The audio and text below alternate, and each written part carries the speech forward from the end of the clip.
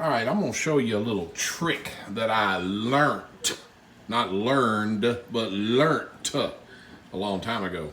It's about getting this, and I don't know how well you can see it because of the light, but and I've already been working on it for a few minutes. So a few minutes ago when I turned the lights on, there was like an oily, hazy film on the top of the water.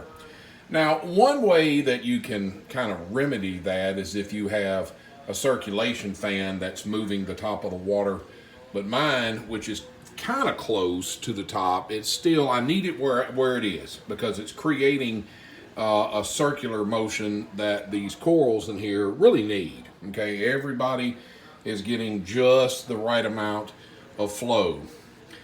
Without too much. You know, Kenya trees need flow, but they don't want too much flow. Hammer corals, likewise. Anyway, okay.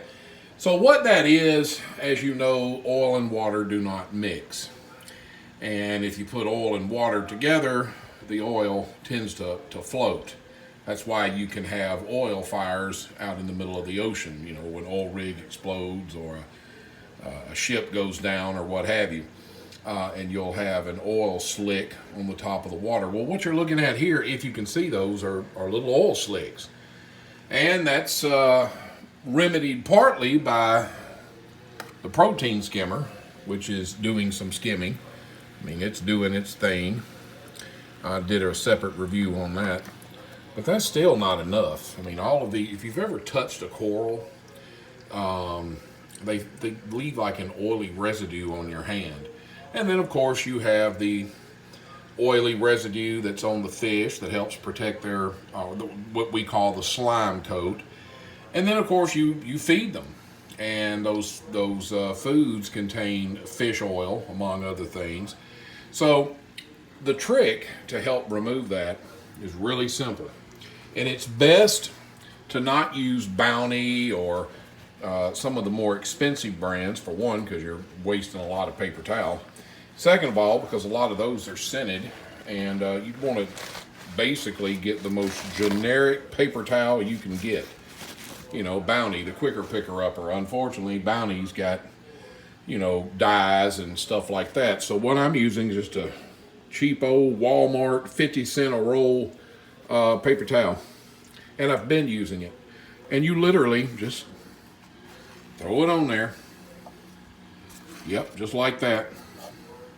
You know, let it set for just a second. Of course, there's a trick to pulling it out of the tank without getting water everywhere. I usually wait for it to just start beginning to sink. Then I pull it out. Don't squeeze it out. Just plop it in the trash can. Now, of course, there's still some oily film on the water. I'll have to do this several times. But when before I started this process a few minutes ago, I wish I should have taken the video then. But anyway, that right there helps break up a lot of that oily film, and you'll get it in freshwater tanks too, no doubt. But it seems to really be prevalent in saltwater reef tanks where you've got a lot of coral. Okay, that's just a little cheap trick to dispel some of that oily film on the top of the water.